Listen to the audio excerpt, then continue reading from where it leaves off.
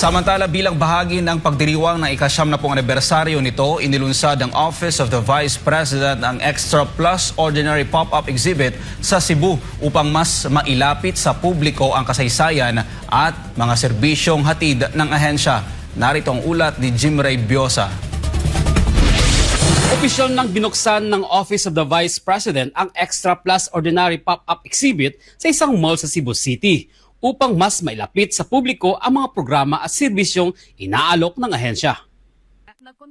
Pinangunahan ni Attorney Constancia Connie Lim, lead ng Office of the Vice President Cebu Bohol Siquijor Satellite Office, ang pagbubukas ng exhibit. Dumalo rin si John Brian Tan, Mall Manager ng SM Seaside City Cebu, kinatawan ng Philippine National Police, Department of Education at iba pang lokal na opisyal.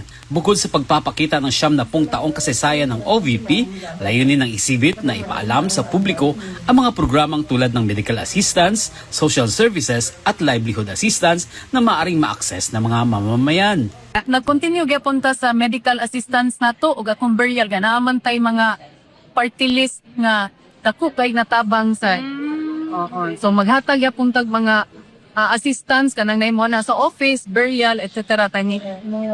Connect pud mi sa uban nga mga senators, nga party list representatives, kanagata ula kong tabang. Matapos ang Cebu City, iikot ang exhibit sa iba't ibang bahagi ng lalawigan mula Hulyo hanggang Oktubre. Ang sunod na to, ma'am, is Tuburan after this, and then naatay 8 days dito. Ano siya nga niyang tuburan, ma'am? July 27 until August 3. Okay. Unya, after that, ang Barili, which is August 5 to 15. And then Argao, 20 to 31. Nya Robinson, September 1 to 15. And then Danao City Mall, which is September 21 to October 3. Unya, possibly, nananghita sa central office, murag moabot ta of Bohol. Libre at bukas sa publiko ang exhibit upang mas maraming mamamayan ang magkaroon ng kaalaman sa mga programa at serbisyong ipagkakaloob ng Office of the Vice President.